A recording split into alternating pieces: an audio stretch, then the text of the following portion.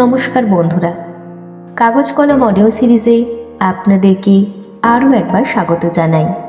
কথা হচ্ছিল বসন্ত ঋতুকে নিয়ে।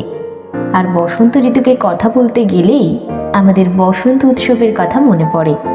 এই বসন্ত উৎসবকে নিয়ে আমাদের একটি ভুল ধারণা আছে। তা কি আপনারা জানেন? এই যে বসন্ত উৎসবের স্রষ্টা কবিগুরু রবীন্দ্রনাথ ঠাকুর কিন্তু নন। তার কনিষ্ঠ সন্তান সমীন্দ্রনাথ ঠাকুরই ছিলেন বসন্ত উৎসবের স্রষ্টা।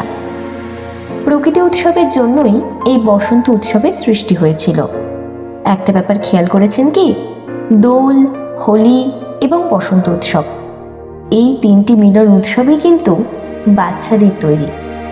কাগজ কলম অডিও সিরিজে চলছে বসন্তের প্রেম। আজকের প্রথম কবিতা কবি পূর্ণেন্দু পত্রের লেখা সেই গল্পটা পাঠ করছেন সুপ্তি কোটাল।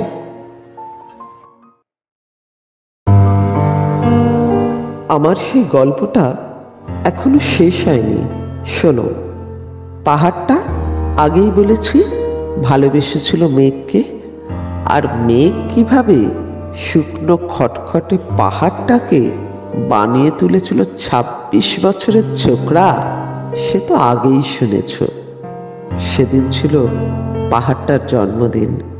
পাহাড় মেঘকে বললে, আজ তুমি লাল শাড়ি পরে আসবে। মেঘ পাহাড়কে বললে, আজ তোমাকে স্নান করিয়ে দেব চন্দন জলে। ভালোবাসলে নারীরা হয়ে যায় নরম নদী, পুরুষেরা জ্বলন্ত কাঠ। সেইভাবে মেঘ ছিল পাহাড়ের আলিঙ্গনের আগুনে, পাহাড় ছিল মেঘের ঢেউ জলে। হঠাৎ আকাশ জুড়ে বেজে উঠল ঝড়ের জগঝম্প। ঝাঁকড়া চুল উড়িয়ে ছিনতাইয়ের ভঙ্গিতে ছুটে এলো এক ঝাঁক হাওয়া। মেঘের আঁচলে টান মেরে বললে, ওর ছড়ি, তোর বিয়ে। এখনো শেষ হয়নি গল্পটা। বজ্রের সঙ্গে মেঘের বিয়েটা হয়ে গেল ঠিকই, কিন্তু পাহাড়কে সে কোনো দিনই ভুলতে পারল না।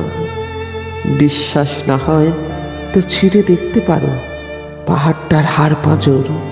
ভেতরে থই থই করছে শত ঝর্ণার জল।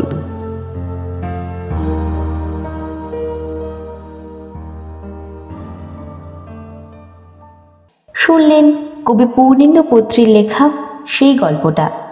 এবার শুনবেন আজকের দ্বিতীয় কবিতা বসন্ত নয় অবহেলা। লিখেছেন দর্পণ কবির, পাঠ করেছেন পূজা দাস। বসন্ত নয়, আমার দরজায় প্রথম কড়া নেড়েছিল অবহেলা। ভেবেছিলাম অনেকগুলো বর্ষা শেষে শরতের উষ্ণতা মিশিয়ে এলো বুঝি বসন্ত। দরজা খুলে দেখি আমাকে ভালোবেসে এসেছে অবহেলা।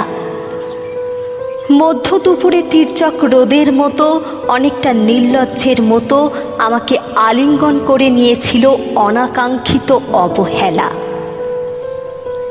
আমি চারপাশে তাকিয়ে দেখেছিলাম আমার দীনদশায় কারো করুণা বা আরতি পেখম ছড়িয়ে আছে কিনা।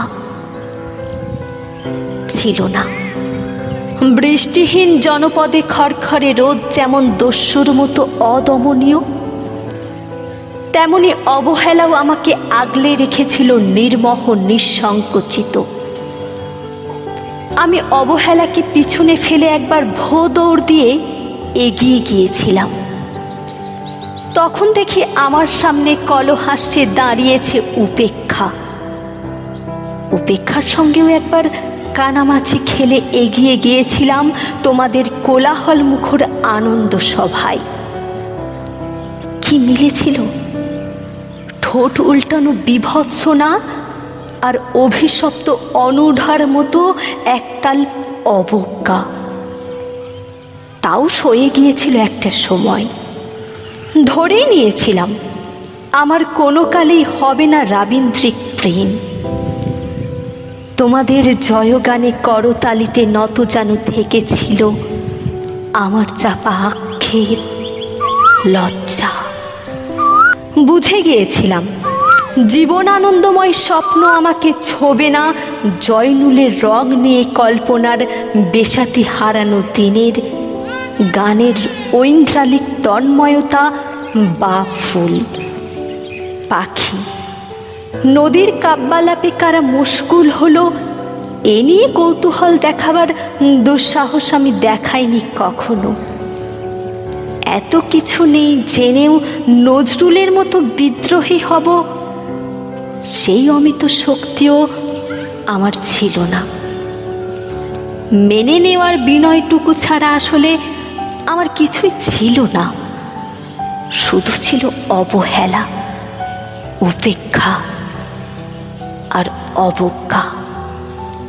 হ্যাঁ, একবার তুমি বা তোমরা যেন দয়া করে বাঁকা চোখে তাকিয়েছিলে আমার দিকে। তাচ্ছিল নয়, একটু মায়াই যেন ছিল। হতে পারে কাপা আবেগও মিশ্রিত ছিল তোমার দৃষ্টিতে। ওইটুকুই আমার যা পাওয়া। আমি ঝরে যাওয়া পাতা, তুমি ছিলে আকস্মিক দমকা হাওয়া। তারপরও অবহেলার চাদর ছড়িয়ে উপেক্ষার দেওয়াল ডিঙিয়েও অবহেলার লাল দাগ মুছে জীবনের কোনো সীমারেখা ভাঙতে পারিনি আমি। এ কথা জানি শুধু অন্তর্যামী, অন্তর্যামী, অন্তর্যামী। এবারে আপনিও চাইলে কাগজ কলমের মাধ্যমে আপনাদের স্বরচিত গল্প ও কবিতা প্রকাশিত করতে পারেন। ইচ্ছুক ব্যক্তিগণ যোগাযোগ করুন এই নাম্বারে 6291162604 অথবা ইমেল করতে পারেন এই ঠিকানায় kagojkolom001@gmail.com। মনে রাখবেন, সমাজের অপরিচিত কলমধারী ব্যক্তিদের উৎসাহ দানের প্রয়াসের নাম কাগজ কলম।